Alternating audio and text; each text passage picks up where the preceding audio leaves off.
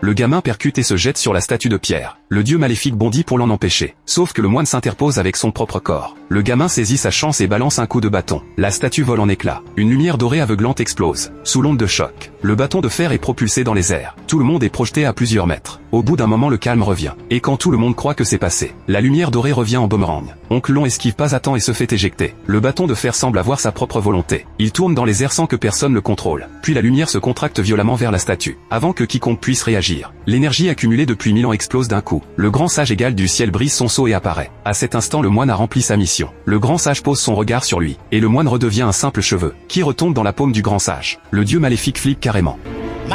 Il a même pas le temps de se mettre en garde, que le grand sage est déjà sur lui, face au souffle glacial qui fonce sur lui. Le grand sage s'en fiche royalement. D'un coup il envoie le dieu maléfique valdinguer. La rage se lit sur le visage du dieu maléfique. Il y a 1000 ans il s'était déjà affronté. À l'époque le grand sage était un guerrier redoutable. Mais le dieu maléfique avait un plan. En quelques mots il manipule le grand sage pour qu'il lâche son bâton. Puis il l'attaque en traître. C'était pas très fair-play, mais ça a suffi pour sceller le grand sage dans la pierre. Le grand sage a juste eu le temps de lancer son bâton au loin, pour qu'il trouve un élu capable de le libérer. Et 1000 ans plus tard, Jason traîne dans une boutique d'antiquité après les cours. Il tombe sur le bâton de fer, et sans savoir pourquoi il est attiré comme un aimant. Sauf qu'une bande de braqueurs débarque dans la boutique. Ils descendent le patron sans pitié. Au moment où les braqueurs emballent leur butin, il repère le bâton dans ses mains. Jason sent le coup venir et se barre en courant. Les mecs le collent au basque. Après une course-poursuite intense, Jason se retrouve coincé sur le toit. Les braqueurs sont prêts à tirer. Quand Jason sent une force mystérieuse dans son dos, il n'a pas le temps de comprendre qu'il bascule du toit. Il se dit que c'est la fin. Mais d'un coup il rouvre les yeux. Son corps a pas une égratignure. Et le plus dingue, c'est qu'il a atterri dans la Chine des Tang il y a plus de 1000 ans. Il a même pas le temps de capter ce qui se passe, qu'une troupe de soldats lui tombe dessus. Il court pour sauver sa peau, mais les soldats le rattrapent. Au moment où il croit que c'est mort, un poivreau débarque en titubant. Il voit les soldats malmener un civil, et décide d'intervenir direct. En 2 temps 3 mouvements les soldats sont tous à terre. C'est là qu'oncle Long remarque le bâton de fer dans les mains de Jason.